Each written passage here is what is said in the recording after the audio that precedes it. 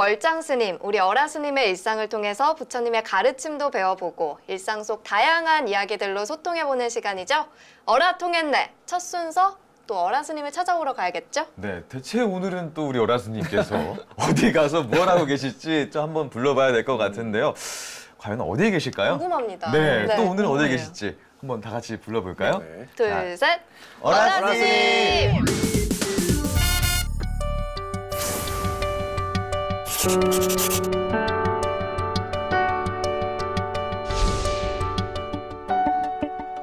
물려갑시다.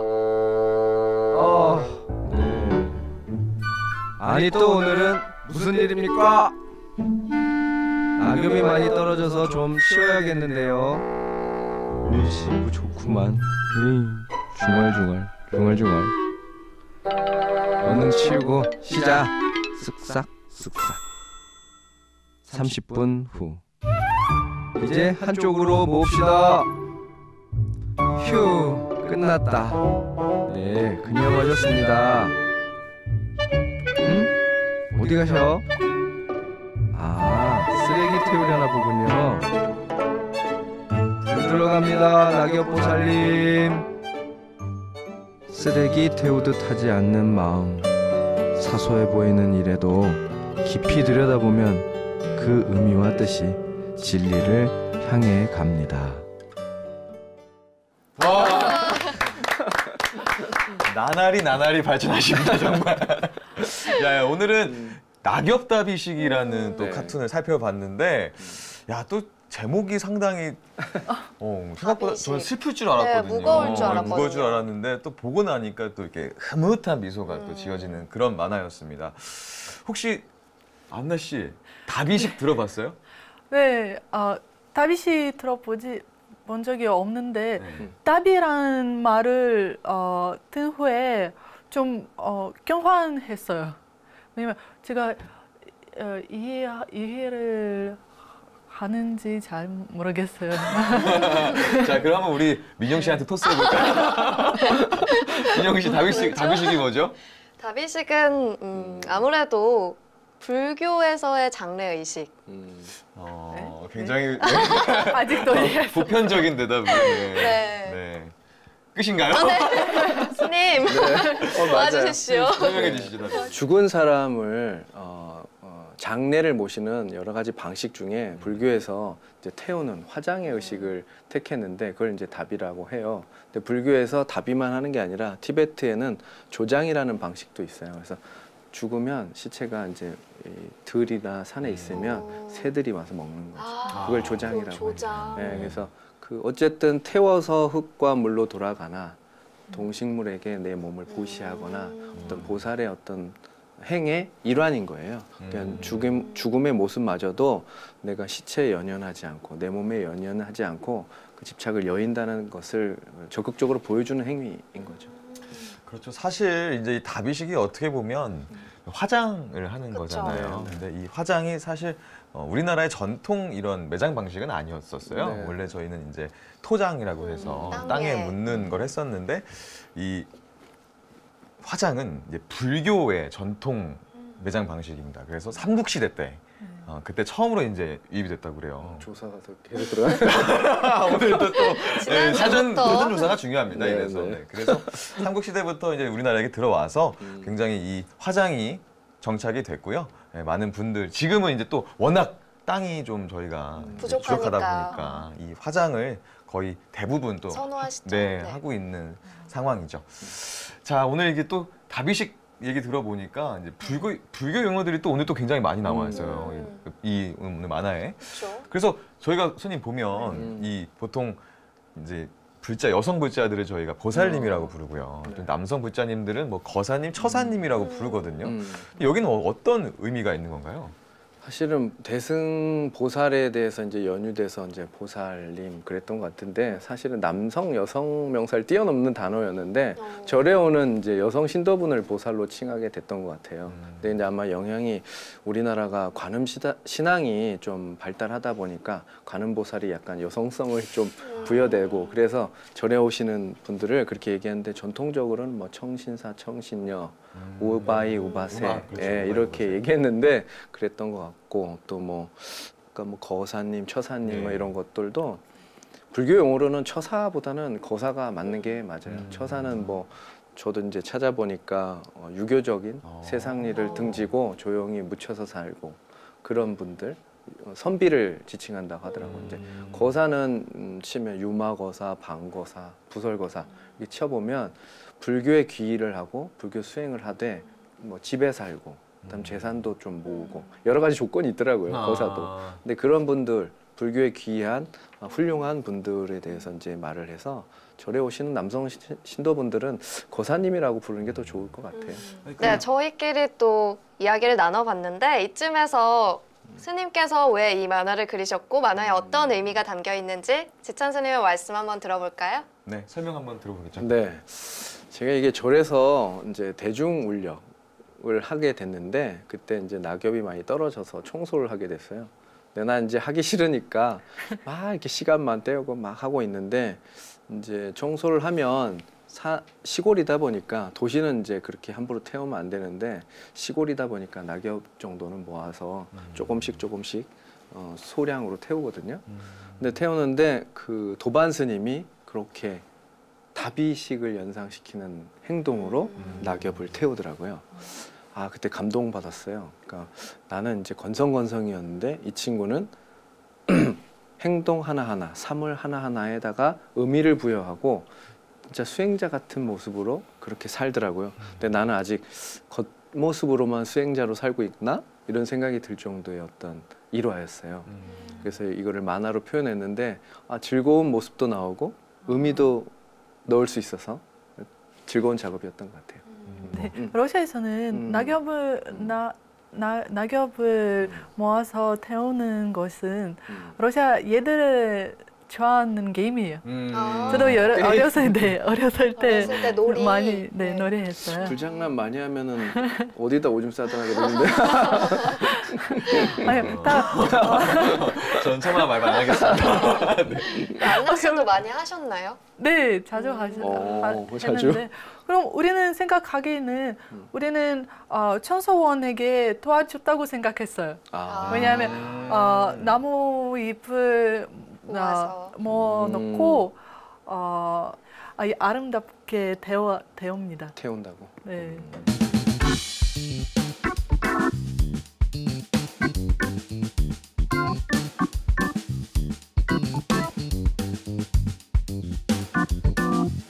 어라 스님을 찾아서 그리고 어라 오늘은 무슨 일 그리고 마지막으로 지찬 스님의 해설까지 듣고 왔습니다. 네. 자, 그럼 또 이쯤 되면 또 저희가 또 궁금한 것들을 또 여쭤봐야겠죠. 그렇죠. 만화에 대해서 자유롭게 이야기를 나눠보는 시간. 이름하여 통 크게 소통하자.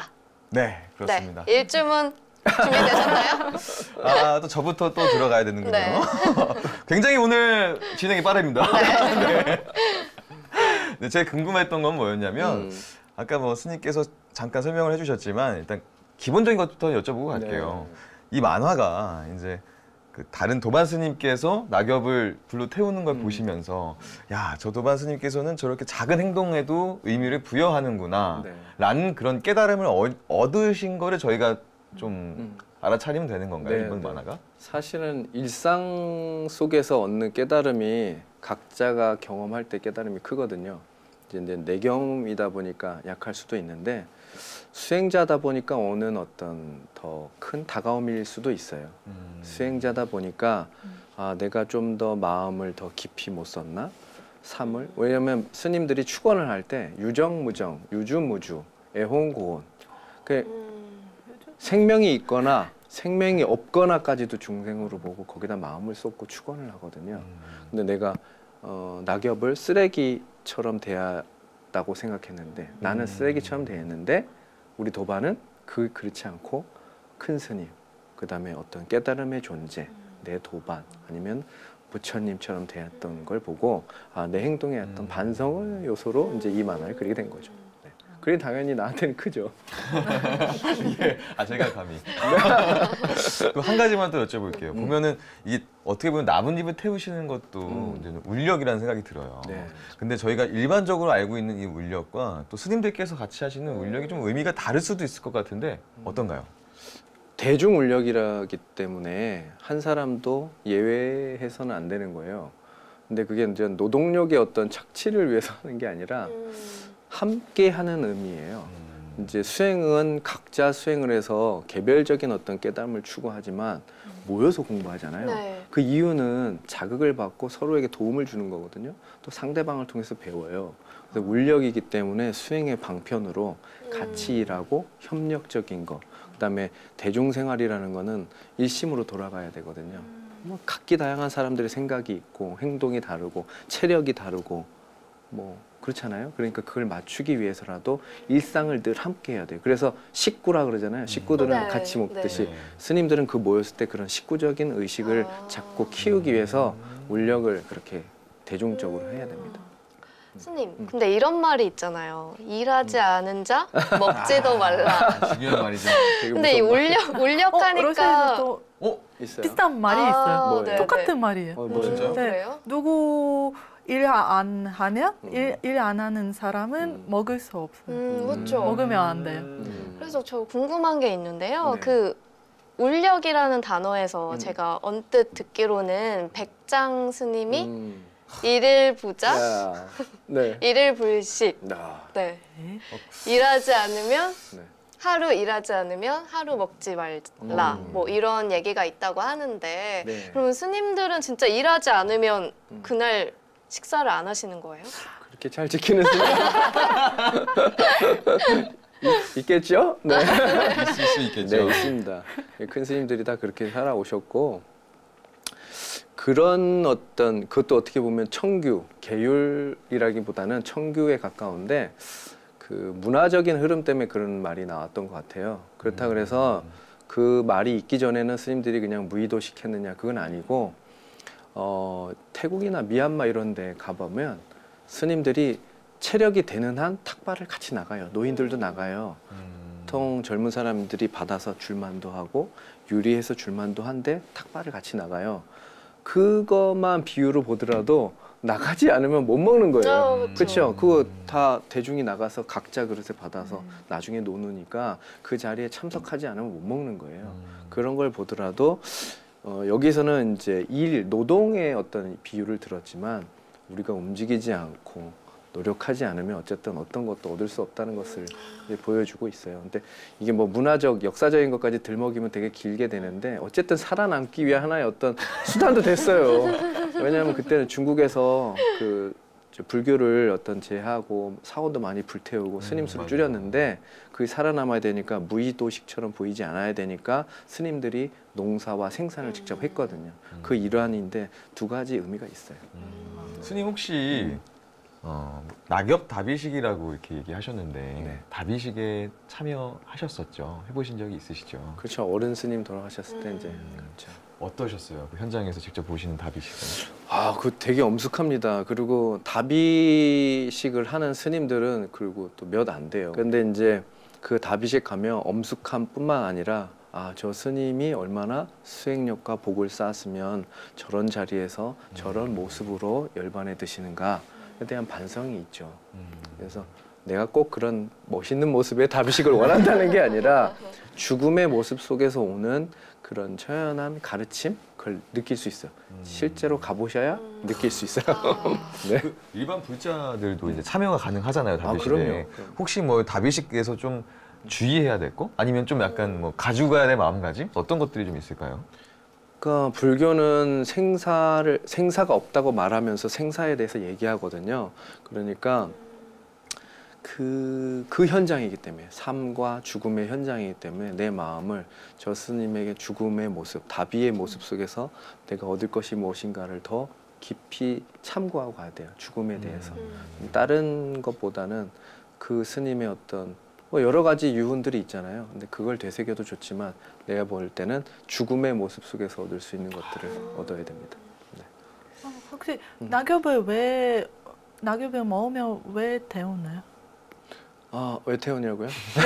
아, 낙엽 왜 태웠냐? 그 뭐 청소의 의미도 있고 내지는 옛날에 밭에 이렇게 농사 지나고 나면 이렇게 논인가요? 맞아요. 논에 예, 태우잖아요. 그렇죠. 예. 이렇게 걸음을 주기 위해서 있어요. 근데 러시아에서 그런 태우는 걸 게임이라고 그랬잖아요.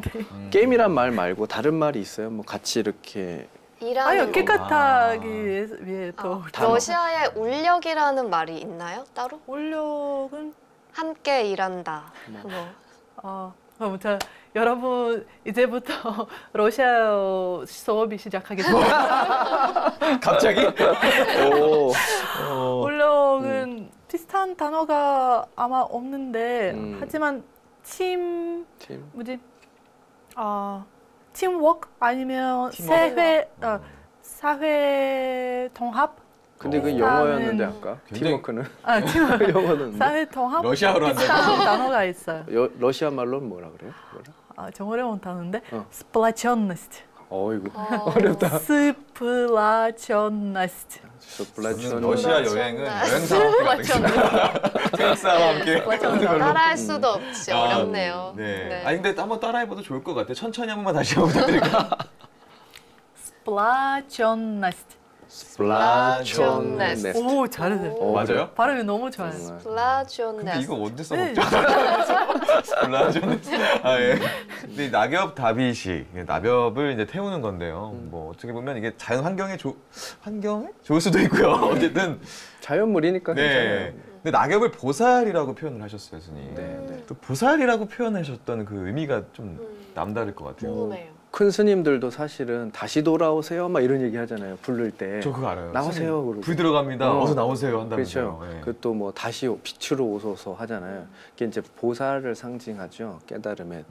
그래서 보살은 깨닫기 전에 어떤 무슨 단계의 어떤 스님, 뭐 부처가 되기 전에 그쵸. 어떤 그렇게 얘기하지만 부처가 된 뒤에도 보살행을 하는 어떤 서원들이 있어요. 그래서 티베트에서는 늘 윤회를 거듭하고 그렇게 하거든요.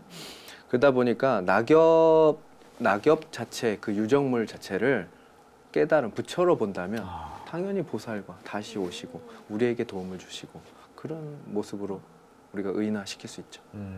혹시 불교에서는 왜 죽은 사람을 태우나요? 불교에서 불에 화장을 화장을 아. 하는 이유가 장래의 여러 가지 모습이었던 것 같은데 그게 뭐 정확한 유래나 그걸 추구하게 된 어떤 이유에 대해서는 되게 깊이 있게 공부는 안 해봤는데 그게 전륜성왕의 죽음 모습을 그렇게 하게 했었대요. 그래서 화장이라는 문화를 불교에서 이제 받아들이게 된 것 같아요. 그 전에는 불교에서도 다양한 방식으로 이제 뭐 죽음의 모습을 이제 했는데 전륜성왕의 모습을 그렇게 했기 때문에 부처와 전륜성왕을 동일하게 봤잖아요. 그래서 그런 큰 어른은 그렇게 보내야 된다.